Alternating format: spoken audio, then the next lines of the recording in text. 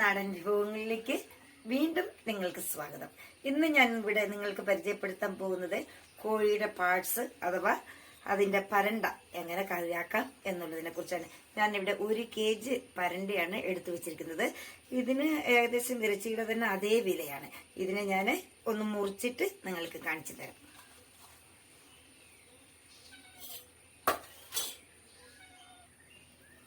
ഇതിനെ ഇങ്ങനെ ഓരോന്നെടുത്തിട്ടുണ്ട്. ഞാൻ ഇതിനെ നമുക്ക് ഒന്ന് ചെറിയ ചെറിയ പീസുകളാക്കിയിട്ട് നമുക്ക് മുറിച്ചെടുക്കാം. ചെറിയ ചെറിയ പീസുകളാക്കിയാൽ നമുക്ക് കറി വെക്കാനും എല്ലാത്തിനും നല്ലൊരു ടേസ്റ്റ് ആയിരിക്കും. നമുക്കിതാ ഇങ്ങനെ ചെറിയ ചെറിയ പീസുകളാക്കിയിട്ട് ഇതിന് മുറിച്ച് മുറിച്ച് വേഗം എടുക്കാം.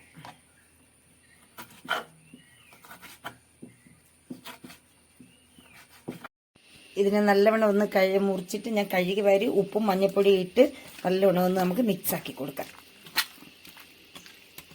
നമുക്ക് ഇതിനെ ഇവിടെ ഇങ്ങനെ മിക്സാക്കിയിട്ട് ഒന്ന് വെക്കാം. അപ്പം ഇത് എല്ലാം ഒന്ന് നല്ലോണം പിടിക്കും. ഇതിവിടെ ഇരിക്കട്ടെ. നമുക്ക് അപ്പോഴത്തേക്ക് ബാക്കിയുള്ള ഇതിന് വേണ്ട സാധനങ്ങളെല്ലാം ശരിയാക്കി എടുക്കാം. ഇതിനെ നല്ലവണ്ണം ഞാൻ ഉപ്പും മഞ്ഞൾപ്പൊടിയും എല്ലാം മിക്സാക്കി വെച്ചിട്ടുണ്ട്. അതിന് വേണ്ട ഇൻഗ്രീഡിയൻസ് ഇതിലേക്ക് ഇഞ്ചി, തക്കാളി, വെളുത്തുള്ളി എന്നിവ ഒന്ന് പേസ്റ്റാക്കി വെച്ചതാണ്. ഉള്ളി, കുരുമുളക് പൊടി, പച്ചമുളക്, വെളുത്തുള്ളി, പിന്നെ കറിവേപ്പില, പിന്നെ കുറച്ച് നമുക്ക് ഗരം മസാല അല്ല ചിക്കൻ മസാല ചേർത്ത് കൊടുക്കാം. അതിന് ഞാൻ നിങ്ങൾക്ക് നമുക്കൊന്ന് ആദ്യമായിട്ട് പാൻ ഒന്ന് അടുപ്പത്ത് വെച്ച് ചൂടാക്കാം.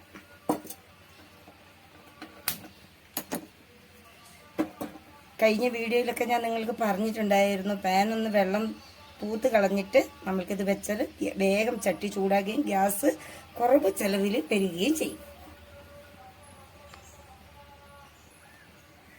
പാനൊന്ന് നല്ലോണം ചൂടായി വന്നിട്ടുണ്ട്. നമുക്കതിലേക്ക് കുറച്ച് വെളിച്ചെണ്ണ ഒഴിച്ചു കൊടുക്കാം. വെളിച്ചെണ്ണയാണ് ഇതിന് ഏറ്റവും നല്ലത്. നല്ലവണ്ണം ചൂടായി വന്നിട്ടുണ്ട്. അതിലേക്ക് നമുക്ക് അരിഞ്ഞു വെച്ചിരിക്കുന്ന 2 ചെറിയ ഉള്ളിയാണ് ഞാൻ ഇട്ട് കൊടുക്കുന്നത്. ഇനി നമുക്ക് നല്ലവണ്ണം ഒന്ന് ഇളക്കി കൊടുക്കാം.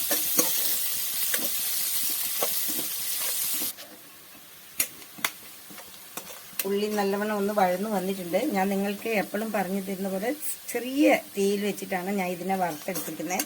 എപ്പോഴും ഉള്ളി വേഗം മൂത്ത് കിട്ടാനായിട്ട് ഒരു നുള്ളു ഉപ്പ് വറക്കുമ്പോൾ നമ്മൾ ഇതിൻ്റെ കൂടെ തന്നെ ഇട്ട് കൊടുത്താൽ മതി. ഇനി ഇതിലേക്ക് നമുക്ക് എടുത്തു വെച്ചിരിക്കുന്ന വെളുത്തുള്ളിയും പച്ചമുളകും ഇട്ട് കൊടുക്കാം.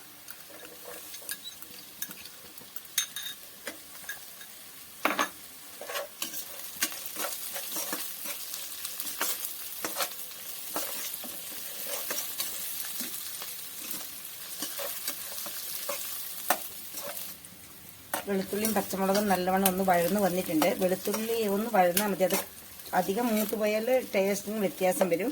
ഇതിലേക്ക് നമുക്ക് എടുത്തു വെച്ചിരിക്കുന്ന ഇഞ്ചി, വെളുത്തുള്ളി, പച്ചമുളക്, തക്കാളി എന്നിവ പേസ്റ്റ് ആക്കിയത് ഇട്ട് കൊടുക്കാം.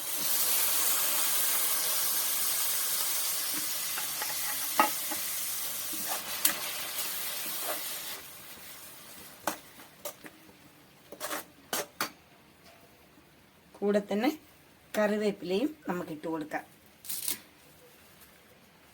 ഇതിനെ നല്ലോണം ഒന്ന് വഴറ്റിയെടുക്കണം. ഇത് നല്ലവണ്ണം ഒന്ന് നല്ലൊരു മണം വരുന്ന രൂപത്തിൽ വഴറ്റിയെടുത്തിട്ടുണ്ട്. ഇതിലേക്ക് നമ്മൾ മിക്സാക്കി വെച്ചിരിക്കുന്ന ഈ സാധനത്തിന് ഇട്ട് കൊടുക്കാം.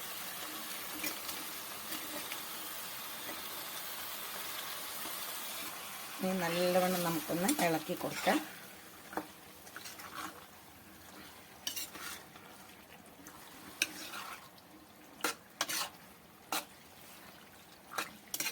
ഇതിലേക്ക് തന്നെ നമുക്ക് 2 ടേബിൾ സ്പൂൺ കുരുമുളക്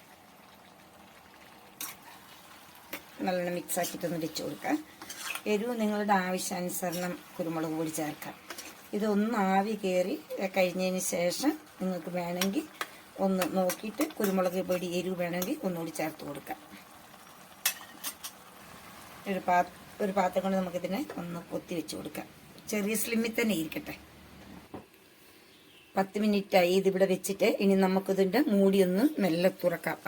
നല്ലോണം വെള്ളമെല്ലാം വറ്റി നല്ലോണം ഇതൊന്ന് നല്ല കുഴമ്പ് പരുവത്തിലായിട്ടുണ്ട്. ഇതിലേക്ക് നമുക്ക് കുറച്ച് ചിക്കൻ മസാല അല്ലെങ്കിൽ ഗരം മസാല ചേർത്ത് കൊടുക്കാം. ഞാനിവിടെ ഈസ്റ്റേണിൻ്റെ ചിക്കൻ മസാലയാണ് ചേർക്കുന്നത്. കുരുമുളക് പൊടി ആവശ്യത്തിന് ഇട്ടിട്ടുള്ളത് കൊണ്ട് തന്നെ ഞാൻ ഈസ്റ്റേണിൻ്റെ ചിക്കൻ മസാല കുറച്ച് മാത്രമേ ചേർത്തിട്ടുള്ളൂ.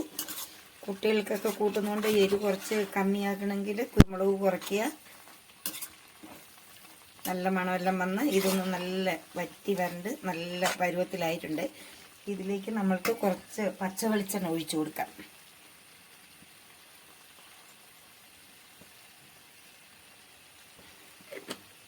കുറച്ച് പച്ച വെളിച്ചെണ്ണ ഒഴിച്ചു കൊടുത്തിട്ടുണ്ട്. എന്നിട്ട് നമുക്കിതിനെ ഒന്ന് നല്ലോണം ഇളക്കിയതിന് ശേഷം സ്റ്റൗ ഒന്ന് ഓഫ് ചെയ്യാം. ഇനി ഇതിനെ നമ്മൾക്ക് ഒരു സർവിംഗ് ബൗളിലേക്ക് മാറ്റാം.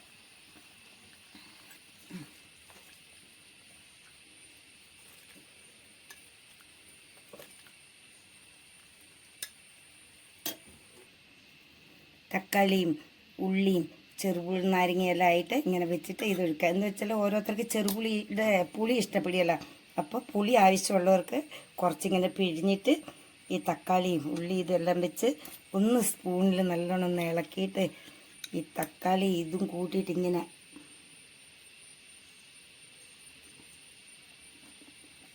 ആഹാ ഒരു പിടുത്തം പിടിച്ചാൽ എന്താ ഒരു ടേസ്റ്റാണ്. ഇത് ചോറിനും ചപ്പാത്തിക്കും എല്ലാത്തിനും നിങ്ങൾക്ക് യൂസ് ആക്കാൻ പറ്റും. നിങ്ങൾക്ക് ഇത് ഇഷ്ടപ്പെട്ടെങ്കിൽ ലൈക്ക് ചെയ്യണം, ഷെയർ ചെയ്യണം. വീണ്ടും നിങ്ങൾ അടുത്ത വിഭവങ്ങളുമായി വീണ്ടും കാണാം. എന്ന് നിങ്ങളുടെ Thulasi and Pooja. Bye bye, see U.